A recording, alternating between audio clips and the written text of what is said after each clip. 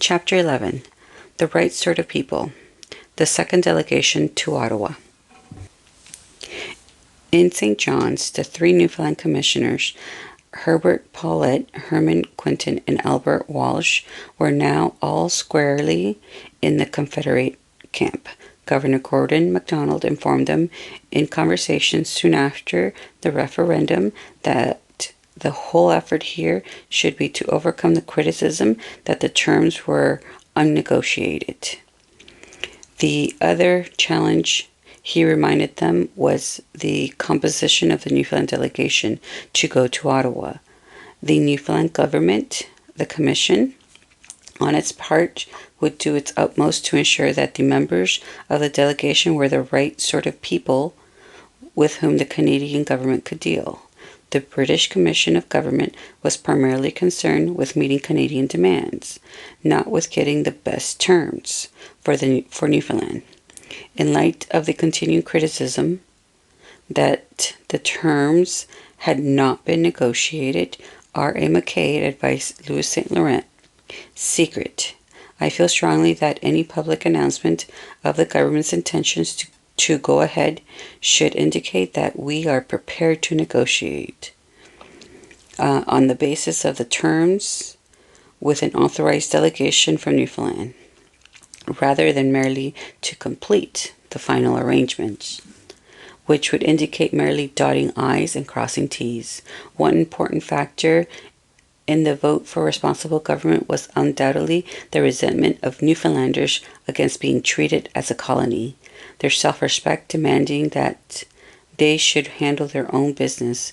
From the standpoint of the Newfoundlanders who feel this way, negotiations by a responsible government would no doubt be the ideal, but I think they would be prepared to settle for negotiations by a representative group, most of whom presumably would subsequently accept responsibility by standing for election. If there was going to be a show of negotiations, the word negotiate would have to be mentioned. In light of Governor MacDonald's many assurances that there will be no difficulty at all in finding suitable representatives and finalizing terms, and that as far as the delegation went, most of its members would be pro-Confederate, and all would be the right sort of people with whom the Canadian government could deal. Prime Minister Mackenzie King felt emboldened to accept Mackay's advice. In his final statement, it read, "The government will also be glad to receive with the latest possible delay authorized representatives of Newfoundland to negotiate terms of union on the basis of my letter of October 29, 1947. Following King's statement, Governor MacDonald announced his selection for the delegation to Ottawa. Albert Walsh was appointed as chairman, J.R. Smallwood as secretary, with Gordon Bailey, J.B. McAvoy, Philip Grunchy, J.A. Winter, and Chesley Crosby as members. To quote Jim Haley, "The referendum on Confederation was a wrenching experience for Newfoundland. Families and communities torn apart in the fight to save our nationhood and control our own destiny. We'd fought the war, and now we're being denied the very rights we had fought for and won." My father, Thomas Haley, was also a lawyer, and his friends and colleagues were indignant when the governor appointed the final delegation to Ottawa. It was such a sham. Who gave them the authority to negotiate away our sovereignty? They wanted to know where their authority came from. So the cry went up of a fix. It made a lot of people angry and desperate.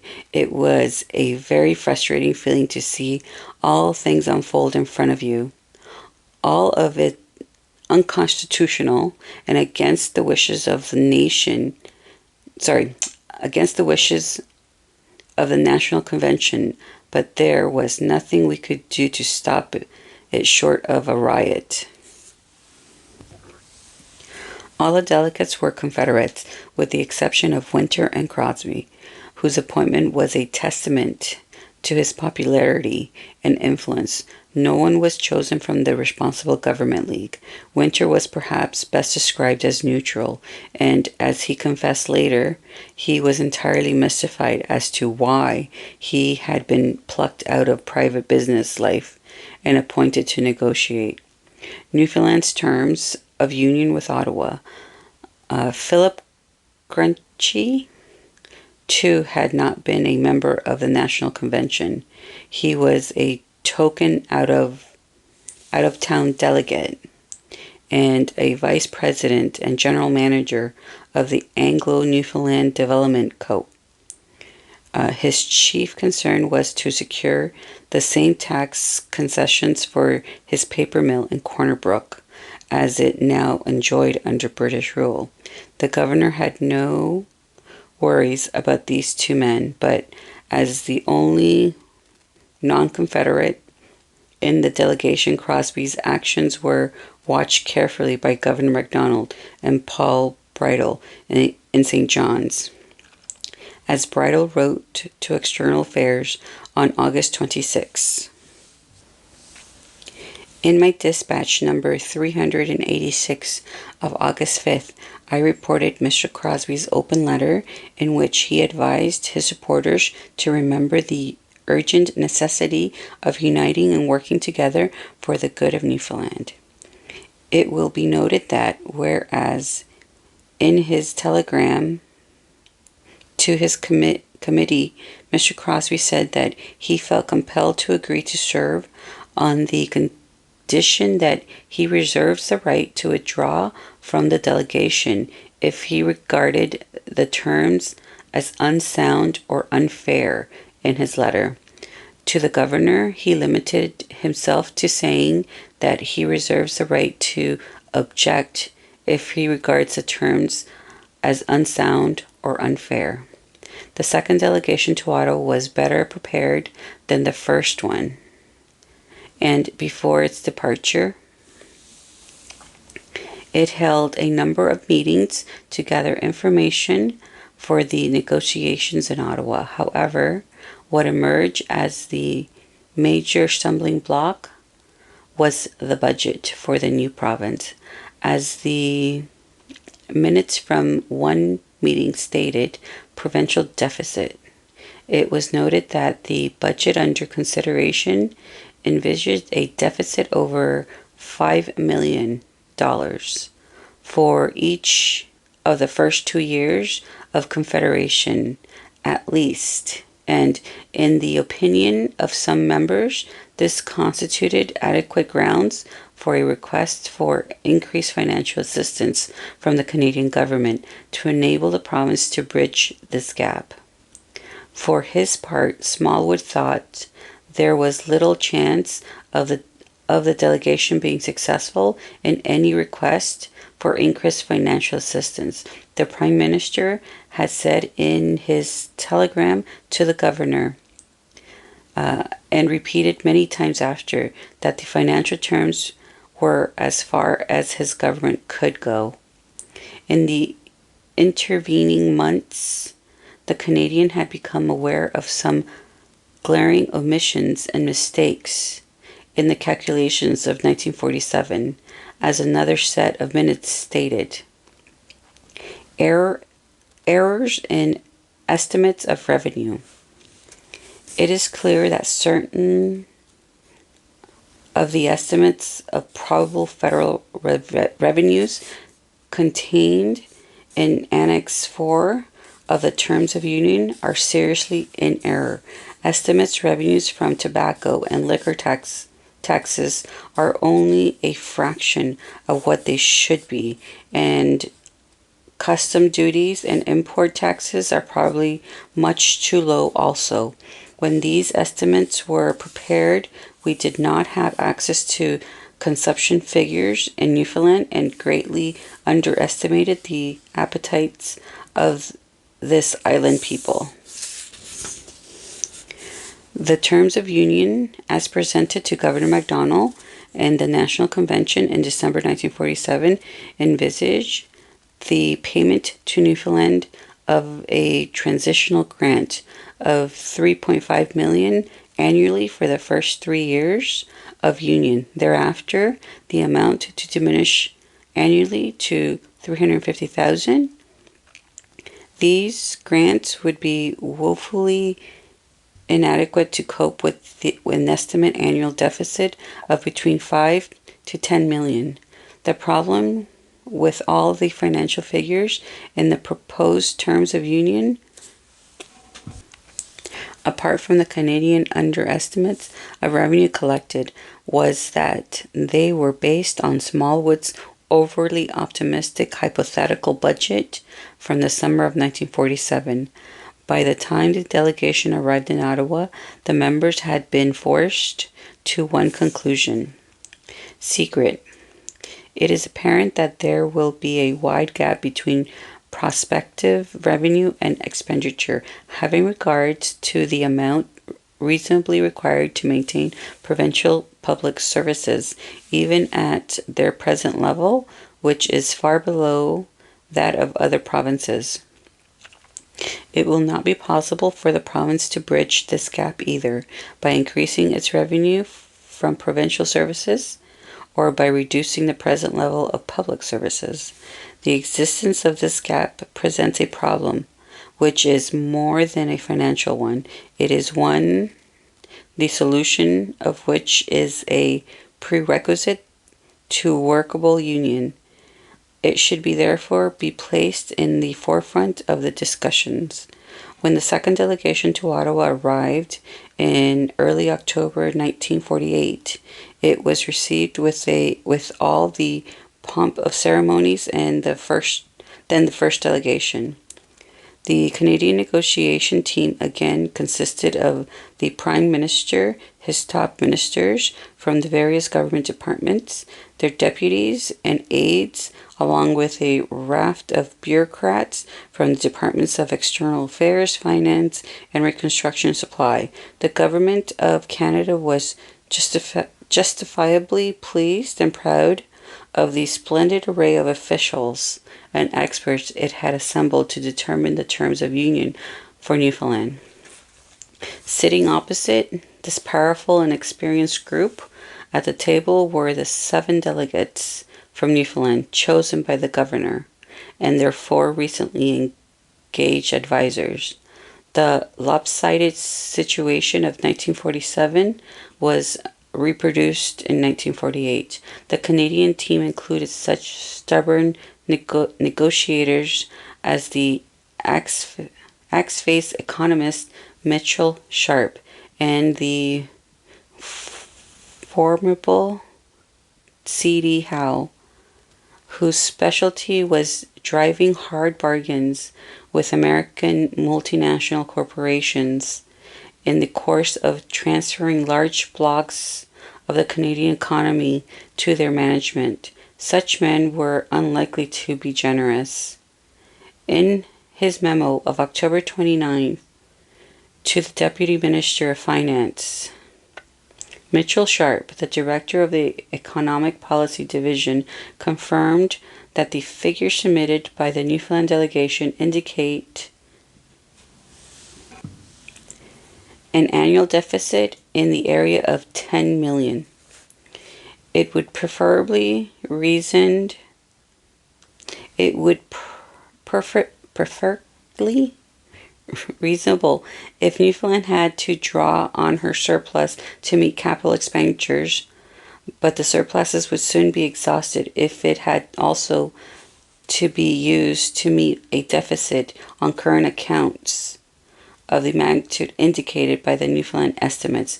Nevertheless, Sharp concluded, at this stage, I would not say that it would be desirable to offer to increase the scale of transitional grants.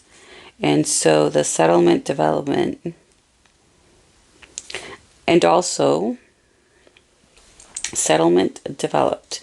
The Canadian refused to consider any changes to the terms of 1947, while the Newfoundlanders insisted that there must be some improvement in the financial package. For weeks and two side faces each other, for weeks the two sides faced each other, but even with the dream delegation from the governor, they remained at an impasse that lasted through October and into November. 10 months earlier, on December 22nd, 1947, Ray Atherton at the American Embassy in Ottawa had sent this secret dispatch to the Secretary of State in Washington.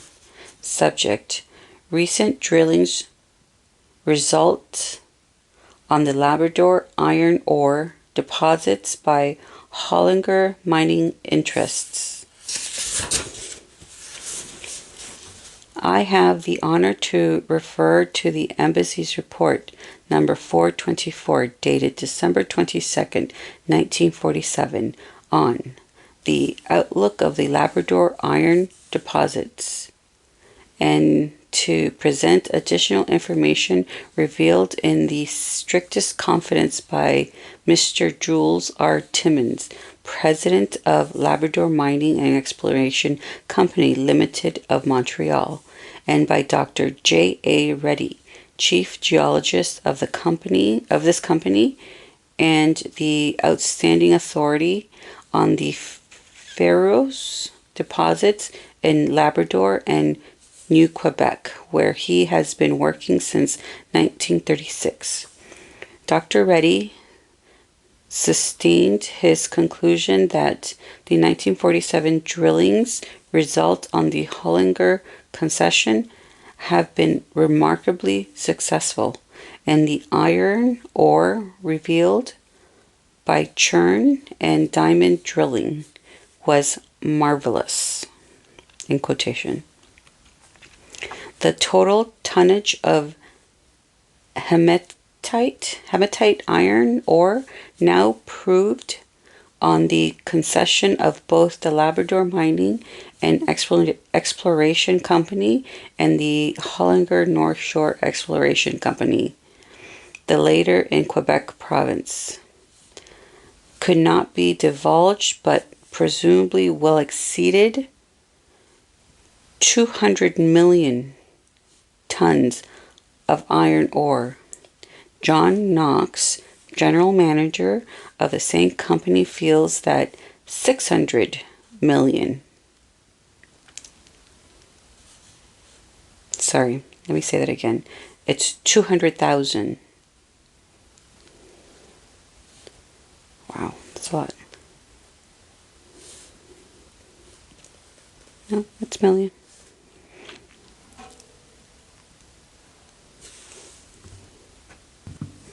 Just a note, I had to double check the amount. It's 200 million. So I'll continue. Johnny Knox, general manager of the same company, feels that 600 million tons have now been indicated. The target of 300 million tons considered requisite to the final decision of the construction of the 360-mile railway from Seven Islands, and the beginning of production is now expected to become proven at the end of next year's drilling program. The revenue would ensure production of 10 million tons annually for 30 years and must be subsequential to warrant the initial expenditure.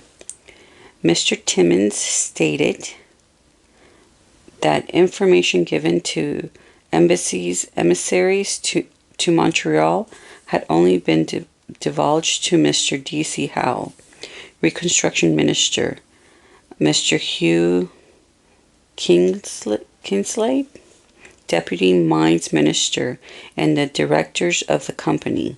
Some figures will be released to the shareholders and the public after a meeting next March, but full revaluation of the extent of the favorable results might affect the Newfoundland constitutional referendum next year and arouse stock market speculations. The mineral abundance was everything the Canadians had hoped for. Among other things, it was a large enough deposit to trigger the construction of the St. Lawrence Seaway to open up the Canadian heartland. Howe was naturally impressed and carefully to keep the value information from the Newfoundland delegation. Though the good news was not entirely unexpected, in December 1946, the Mackenzie King record had noted, St. Laurent was quite strong about bringing the island in, believing that if we secure Labrador as part of the Dominion territory in connection with terms, Canada might come into possession of valuable mineral deposits. The Canadians, like the Americans and the Newfoundlanders, suspected there were rich deposits, but the report confirming the marvelous, in quotations, size of the expected motherlode had a motivating effect on Howe, thereafter bringing the liability and financial burden of Newfoundland into Confederation became his number one priority. 1 week after Sharp's memo to Finance at the end of October 1948, he asked Mackay what it would take to carry Union through successfully. Mackay replied, personal and secret. I think this boiled down to making provisions for Newfoundland's financial gap. That is, this the only issue on which a breakdown of negotiations really threatened and on which the Newfoundland delegation would be justified in refusing to proceed. He advised that as between an increase of some 3.5 million to 7 million and an increase from 3.5 million to 5 million, I would strongly recommend to increase to 7. And then it says, point 1, it is justified by the fact of the situation and desirable to speed up the necessary improvements in Newfoundland public service standards. 2, a substantial increase in the proposed subsidy will make it easier to develop an effective provincial tax system, which is a long-term solution. And 3, satisfactory settlement of the financial gap problem.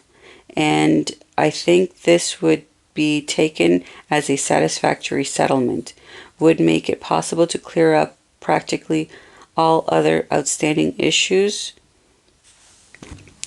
at the departmental official level and put an end to these intermediate time-consuming conferences.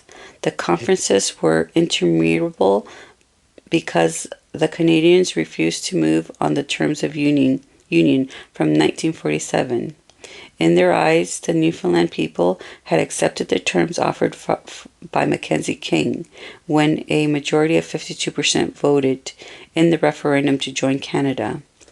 The Newfoundland delegates were in an impossible position, as journalist Don Jamieson, later to be a federal cabinet minister, put it.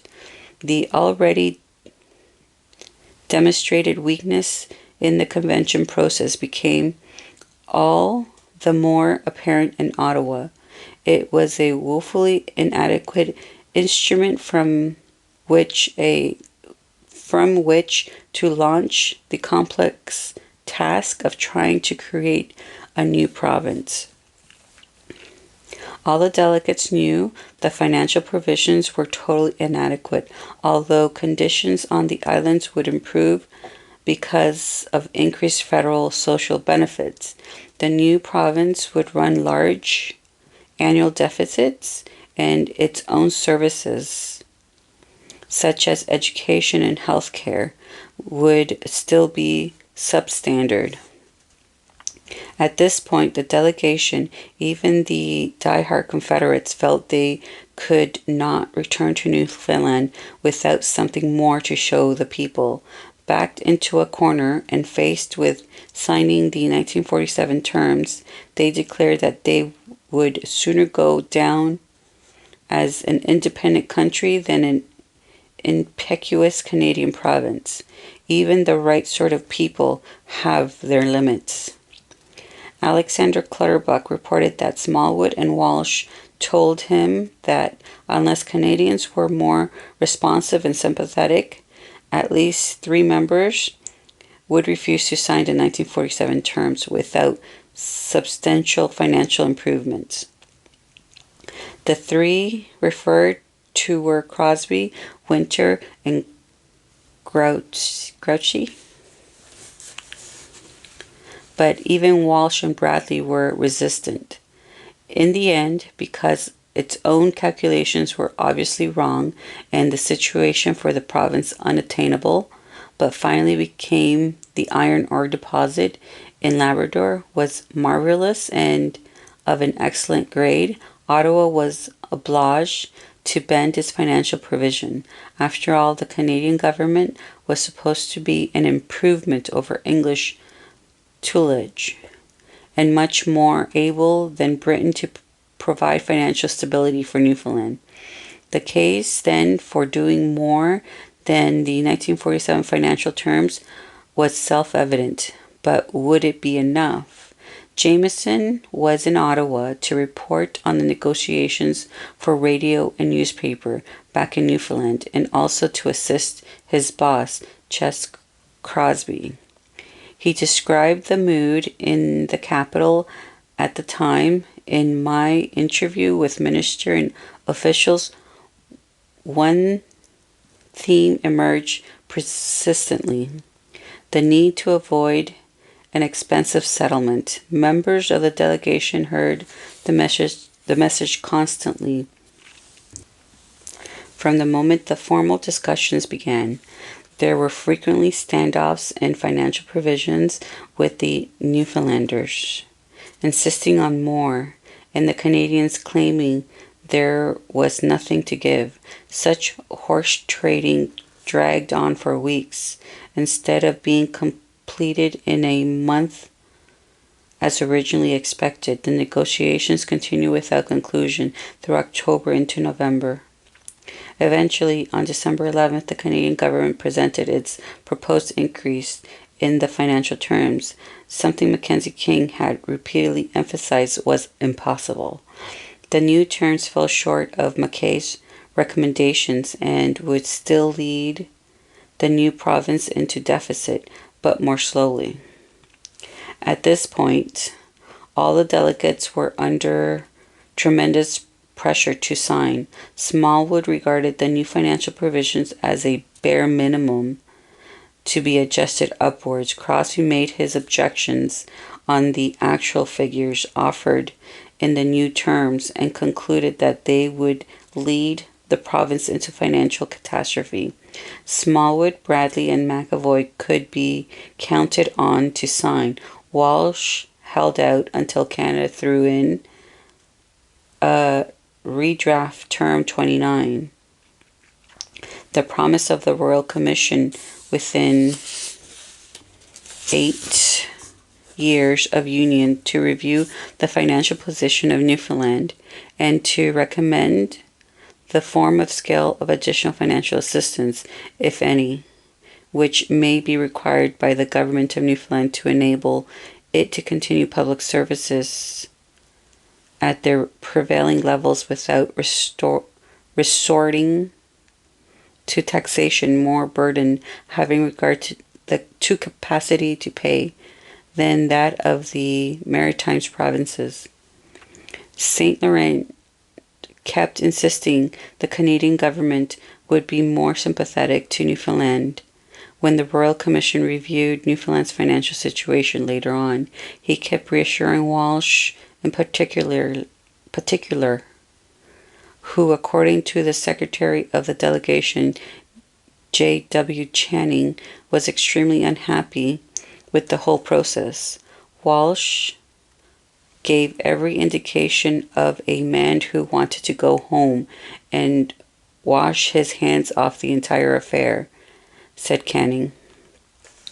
He would sit stone-faced and listen to the presentations by the Canadian ministers, and when they had finished, he continued to sit there stone-faced. He didn't react at all. He just sat there, totally shut down. Well, after their presentations, these ministers were naturally looking for some reaction from him, but there was none. He just sat there, unmoved. He made them sweat. They knew he was unhappy. So St. Laurent worked on Walsh continually, reassuring him that when the Royal Commission took place, Canada would be most sympathetic to Newfoundland. Walsh had gotten an increase from the Canadians, but he knew that what was being offered in the end was still not satisfactory.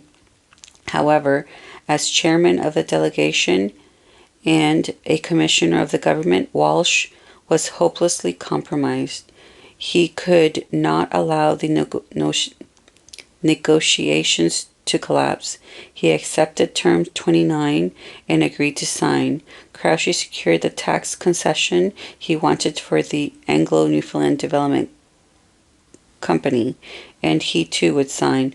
Crosby consulted Gordon Winter, who was equally troubled about the shortfall in the financial provision, but then Winter felt he had done his best and he had no choice but to sign. That was the task Governor MacDonald had authorized him to do. That left only Crosby undecided. Crosby had continued significantly to negotiate, and he genuinely wanted the best deal for Newfoundland. He was a businessman as well as a nationalist with no ideological antipathy towards Confederation itself, if the terms were sound, but he had no faith at all in the term 29. He consulted his large circle of friends and colleagues and finally summoned his financial advisor, Philip Lewis, to Ottawa to review all the relevant documents. Lewis confirmed Crosby's own doubts about the inadequacies of the deal. On the day before the signing ceremony in Ottawa, Crosby announced that he would not support the final terms. Smallwood again offered him any position he wanted in the new administration, but Crosby declined and left town. All the other Newfoundland delegates signed the document, satisfied that a future Royal Commission would sort out the infractable fiscal situations that Crosby believed they were creating. Alexander Clutterbuck's assessment of the final agreement was every bit as enthusiastic as for the old terms. The Newfoundland delegation were amended that they would not agree to financial terms. The Newfoundland delegation were adamant that they would not agree to financial terms which, in their opinion, would confront the new province with a prospect of bankruptcy in a few years' time. Indeed, at one stage in the negotiations, it looked as if the negotiations might reach a deadlock on the question of finance. The Canadian government, however, could not afford to let it be said that when both sides had come so far towards union, they had allowed the negotiations to break down on account of a few $1,000,000, and in the end they were persuaded to offer an increase in the transitional grants during the first 8 years. Under the terms as signed, the grant is to be increased to $6.5 million in each year of the first 3 years, tapering to $2.5 million in the 8 years. The grant for the final 4 years showed no change from 1947 offer. As part of the general settlement, it was acceptable to all members of the Newfoundland delegation except, as it turned out, Mr. Crosby, who at the 12th hour refused to sign the terms on the grounds that financial arrangements were inadequate. Even his refusal, it may be said, it's an ill wind, since it has been cynically remarked in Ottawa that if the entire delegation had accepted the terms without any reservation, the existing provinces would certainly have complained that they were too generous. In this formal reply to Governor MacDonald, Crosby laid out the reasons for not signing. I would like to state here that the budget prepared by these gentlemen are, in my opinion, bare bone. I must point out also that our surplus account is to be used to cover the deficits over a period of 8 years approximately. 30 million of our surplus will be used for what I call ordinary expenditures, but what of the succeeding years, the province will be left with large deficits in the vicinity of 7 million.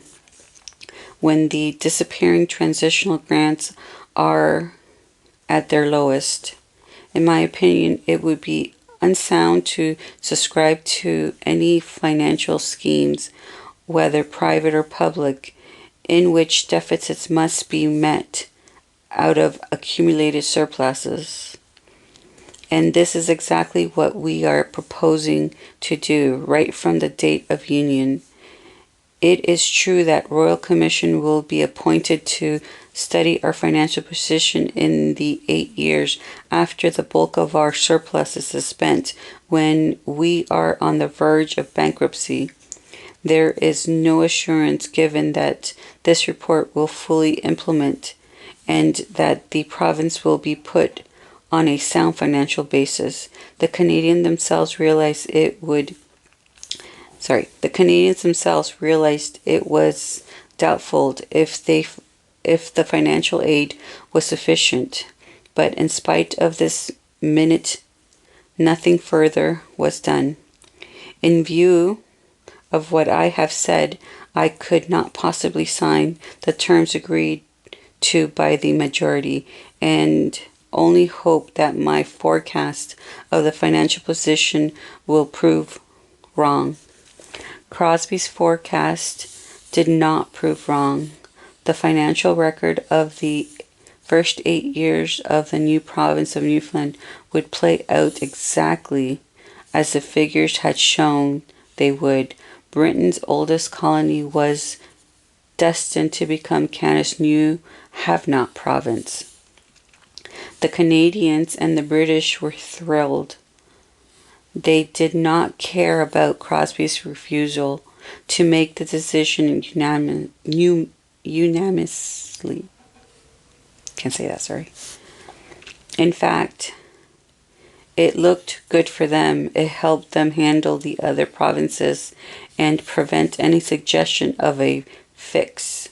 Smallwood and the rest of the delegates returned home. Where they announced the new financial terms and called them generous.